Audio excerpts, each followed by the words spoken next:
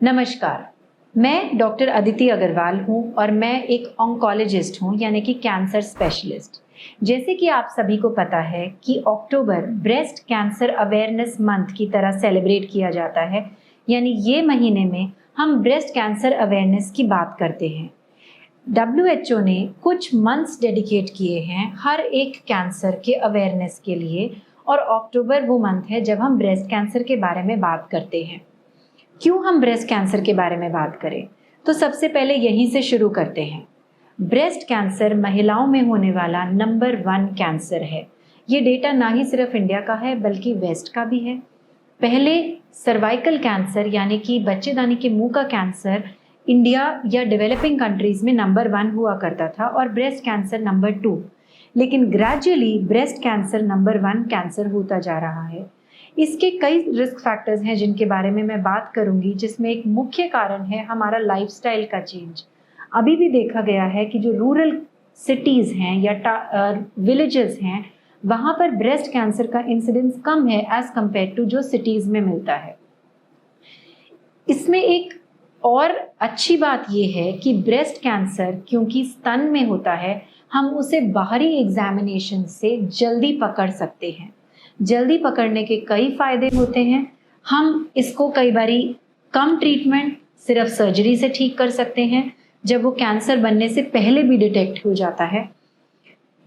Surgery के साथ कुछ टैबलेट्स के साथ और रेडिएशन के साथ किया जा सकता है, और अगर वो थोड़ा और बढ़ जाता है तो कीमोथेरेपी इसमें करना पड़ता है।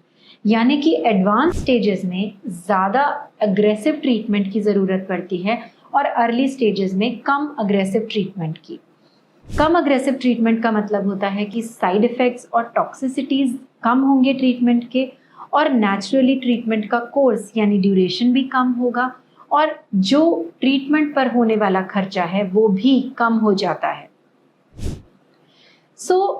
ये ब्रेस्ट कैंसर क्या होता है और ये क्यों होता है? ब्रेस्ट कैंसर या कोई भी कैंसर एक गांठ होती है जो किसी भी ऑर्गन या बॉडी के किसी भी अंग में बनती है। ये सेल के सबसे छोटा अंश यानी कि सेल के म्यूटेशन या कोई अबनॉर्मलिटी होने की वजह से वो तेजी से मल्टीप्लाई करता है, और हमारी बॉडी रेगुलेट नहीं कर पाती है कि उसको कब मल्टीप्लिकेशन को रोकना है। तो एक सेल से 2, 2 से 4, 4 से 8 करके वो बढ़ते बढ़ते जब इतने सेल बन जाते हैं कि वो एक गांठ की तरह फील होने लगता है, तब हम उसको जान पाते हैं कि ये कैंसर हुआ है। ब्रेस्ट कैंसर का मतलब है कोई गांठ जो ब्रेस्ट में हो रही है। वो गांठ ब्रेस्ट में हो सकती है या हाथ के नीचे, बगल या आर्मपिट में हो सकती है, क्योंकि ब्रेस्ट से लिम्फ नोड्स यहाँ ड्रेन करते हैं। इसके लक्षण क्या होते हैं? मोस्ट कॉमन लक्षण होता है कि इसमें एक गांठ बनती है। उस गांठ में यूजुअली दर्द नहीं होता। ये बहुत इंपॉर्टेंट बात है, क्योंकि आमतौर पर हम देखते हैं कि जब पेशेंट्स आते हैं वो कहते हैं कि गांठ में दर्द नहीं हो रहा था, दैट इज़ वाई उन्होंने उस गांठ को कोई ध्यान नहीं दिया। बट कैंसर की गांठें टू बिगिन विद पेनलेस ही होती हैं। पेन उनमें बहुत एडवांस स्टेजेस में होता है। गांठ के अलावा गांठ के आसपास की स्किन में चेंजेस हो सकते हैं। वो एक लाली या एरिथमा जिसको हम कहते हैं वो हो सकता है। स्किन का सिकुड़ना हो सकता है। बगल में गांठ हो सकती है। दोनों ब्रेस्ट के साइज में फ़र्क हो सकता है। दोनों ब्रेस्ट के लेवल में फ़र्क हो सकता है, या फिर कई बारी निपल से डिस्चार्ज हो सकता है। ये सब अबनॉर्मल सिम्टम्स हैं। यूजुअली पीरियड्स के साथ भी ब्रेस्ट में कुछ लम्प्स या गांठें बन सकती हैं, लेकिन वो गांठें ब्रेस्ट में पीरियड के शुरू के दिन में यूजुअली घुल जाती हैं, और पीरियड के साइकिल के एंड में वो ज़्यादा प्रोमिनेंट फील होती हैं। ये गांठें साइक्लिकल होती हैं, यानी कि जब पीरियड आएगा तो ये गांठें घुल जाएंगी, और जब पीरियड आने वाला होगा तब ये मैक्सिमम फील होंगी। इसीलिए किसी भी गांठ का एग्जामिनेशन हम यूजुअली पीरियड आने के दूसरे से तीसरे दिन पर करते हैं। अब जानते हैं कि ये होता क्यों है। ब्रेस्ट कैंसर के रिस्क फैक्टर्स क्या होते हैं? सबसे इम्पॉर्टेंट रिस्क फैक्टर है एडवांसिंग एज, यानी कि बढ़ती उम्र अपने आप में एक रिस्क फैक्टर है। दूसरा, फीमेल सेक्स। फीमेल्स में ब्रेस्ट कैंसर ज़्यादा कॉमन होता है। मेल्स में भी ब्रेस्ट कैंसर हो सकता है। You are listening me right. Males में ब्रेस्ट टिश्यू कम होता है, इसलिए वहाँ इंसिडेंस इसका कम होता है, ऑलमोस्ट रेशो 100:1 होती है, यानी अगर 100 फीमेल्स को ब्रेस्ट कैंसर होगा तो सिर्फ एक को मेल में ब्रेस्ट कैंसर होगा। Third important factor is the reproductive period. जिन फीमेल्स को जल्दी पीरियड स्टार्ट होता है, यानी कि जल्दी एज पे स्टार्ट होता है और लेट तक पीरियड चलता है, उसको हम कहते हैं early menarche and let menopause. वो अपने आप में एक रिस्क फैक्टर होता है। फिर जिनके कम बच्चे होते हैं या बच्चे नहीं होते हैं, या बच्चे 30-35 की उम्र के बाद होते हैं, या जिन्होंने अपने बच्चों को ब्रेस्ट फीड नहीं कराया होता है, उनको रिस्क बढ़ जाता है। इन रिस्क फैक्टर्स का मतलब ये नहीं है कि जिसमें रिस्क फैक्टर होगा उसको ब्रेस्ट कैंसर हो ही जाएगा। इट जस्ट मीन्स कि नॉर्मल पॉपुलेशन से इन लोगों में ब्रेस्ट कैंसर होने का रिस्क बढ़ जाएगा। अनदर इम्पॉर्टेंट फैक्टर इज, अगर ब्रेस्ट को या चेस्ट को बचपन में किसी वजह से रेडिएशन मिला है। ओबेसिटी भी एक रिस्क फैक्टर है। जो लोग ओवरवेट होते हैं, जो लोग अल्कोहल कंज्यूम करते हैं, जिन लोगों ने किसी वजह से हार्मोनल पिल्स या कॉन्ट्रासेप्टिव पिल्स लंबे समय के लिए ली होती हैं या हार्मोन रिप्लेसमेंट थेरेपी ली होती है, वो भी ब्रेस्ट कैंसर होने का रिस्क होता है। नेक्स्ट हम बात करते हैं कि इसके बारे में पता कैसे चलेगा। मैंने आपको बताया कि अर्ली डिटेक्शन इम्पॉर्टेंट है, क्योंकि हम ब्रेस्ट कैंसर बनने से पहले ही डिटेक्ट कर सकते हैं या फिर अर्ली स्टेजेस में पकड़कर इसको कम ट्रीटमेंट से पूरी तरह से ठीक कर सकते हैं। सो स्टेजेस इसकी क्या होती हैं? स्टेज नंबर 1 वो होती है जब ब्रेस्ट का जो गांठ है वो 2 सेंटीमीटर से छोटी होती है और ब्रेस्ट में ही लिमिटेड होती है। स्टेज नंबर 2 जब वो 2 से 5 सेंटीमीटर की है, यानी थोड़ी सी बड़ी गांठ है और बगल में कहीं कोई गांठें नहीं है। स्टेज 3 में गांठ और बड़ी हो जाती है या फिर बगल में या चेस्ट में गांठें आ जाती हैं। स्टेज नंबर 4 वो नीचे की मसल्स या फिर ऊपर की स्किन को इन्वॉल्व कर लेती है, या जो आर्मपिट की और ऊपर गले की गांठें हैं वो और ज़्यादा हो जाती हैं। स्टेज 4 या लास्ट स्टेज वो होती है जब ब्रेस्ट कैंसर ब्रेस्ट और बगल की गांठों के अलावा शरीर में कहीं और भी फैल जाता है। वो कोई भी ऑर्गन हो सकता है बॉडी का। मोस्ट कॉमन जो ऑर्गन जहां ये जाता है वो लंग होता है। Now again coming too early detection. Early detection या फिर स्क्रीनिंग का मतलब होता है कि हम उन फीमेल्स को एग्जामिन करें जिनको अभी गांठ फील भी नहीं हुई है। गाइडलाइंस रेकमेंड करती हैं कि स्क्रीनिंग हमें after the age of 40 years and definitely after the age of 45 years start करनी चाहिए। ये स्क्रीनिंग मैमोग्राफी के फॉर्म में होती है, जो एटलीस्ट 1.5 से 2 साल में एक बार होना चाहिए। एंड अगर किसी को फैमिली हिस्ट्री है तो स्क्रीनिंग पिछले कैंसर की डायग्नोसिस की एज से 10 साल पहले शुरू कर देनी चाहिए। यानी अगर किसी की फैमिली में 40 इयर्स पर किसी को कैंसर डिटेक्ट हुआ है, ब्रेस्ट कैंसर, तो उसकी फैमिली में ब्लड रिलेशंस में वो स्क्रीनिंग 30 इयर्स पर स्टार्ट हो जानी चाहिए। 40 इयर्स के पहले यूजुअली हम मैमोग्राम नहीं कराते, अल्ट्रासाउंड कराते हैं। अब स्क्रीनिंग होती कैसे है? मैमोग्राफी एक एक्सरे है जो हम ब्रेस्ट का लेते हैं। अगर डॉक्टर आपकी ब्रेस्ट एग्जामिन कर रहे हैं, वो स्क्रीनिंग का तरीका नहीं है। स्क्रीनिंग मैमोग्राफी या अल्ट्रासाउंड से ही होती है।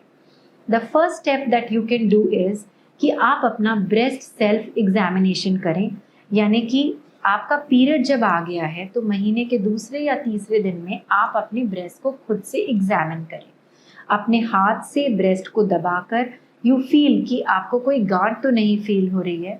ये आपको पूरे ब्रेस्ट टिश्यू को फील करना है। वो बाहर से अंदर हो सकता है या अंदर से बाहर, और पूरे टिश्यू को ऑल अराउंड आपको फील करना है।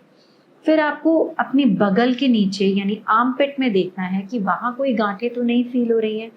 कमर पे दोनों हाथ रखकर शीशे में देखना है कि दोनों ब्रेस्ट सेम लेवल पर हैं, साइज में कोई अंतर तो नहीं फील हो रहा है, निपल्स के लेवल में कोई डिफरेंस तो नहीं है, स्किन में कोई चेंजेस तो नहीं है। लास्टली निपल को दबा कर देखना है कि निपल में कोई डिस्चार्ज तो नहीं आ रहा है।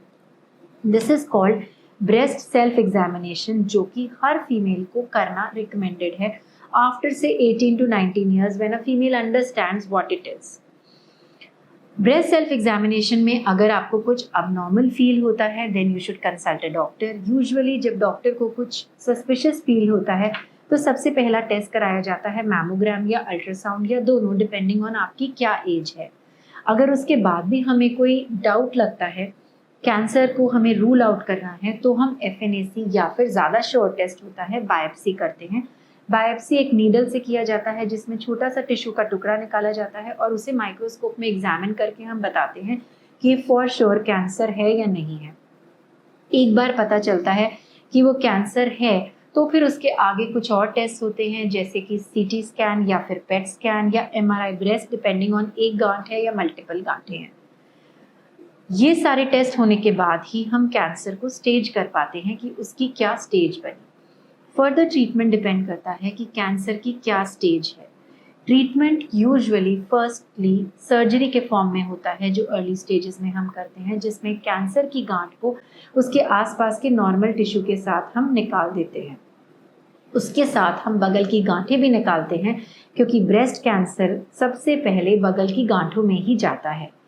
इन गांठों को माइक्रोस्कोप में एग्जामिन किया जाता है ये समझने के लिए कि इसमें कैंसर का साइज क्या था, वो आसपास कितना फैला हुआ था, कितने बगल के लिम्फ नोड्स में वो गया हुआ था। इन सारे फैक्टर्स और उसके अलावा कुछ और फैक्टर्स या मॉलिक्यूलर मार्कर्स हम स्टडी करके ये बताते हैं कि आगे इसकी स्टेज क्या है और इसका ट्रीटमेंट क्या होना चाहिए। ट्रीटमेंट ब्रेस्ट की सर्जरी का भी दो तरीके से हो सकता है, एक जिसमें हम सिर्फ गांठ को निकालते हैं, दूसरा जिसमें हम पूरी ब्रेस्ट को निकालते हैं।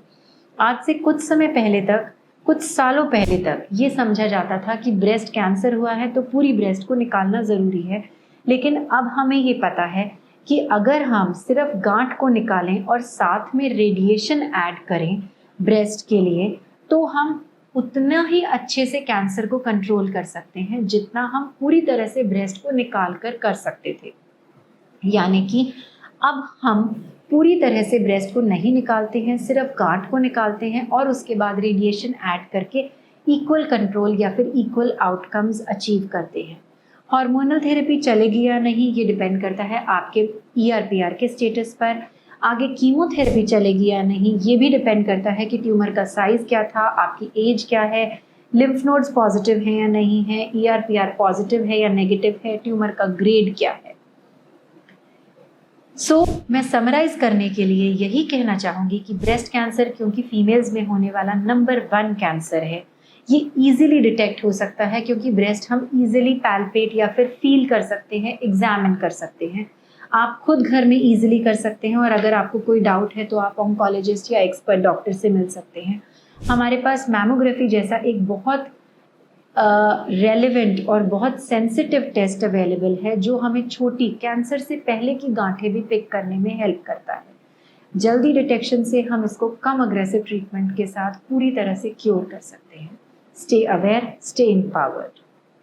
अगर आपको कोई भी कंसर्न है या आपको ब्रेस्ट कैंसर से लेके कोई भी डाउट है या आप हमको रीच आउट करना चाहते हैं तो नीचे दिए गए नंबर पर आप हमसे कांटेक्ट कर सकते हैं and we will get back to you. Thank you.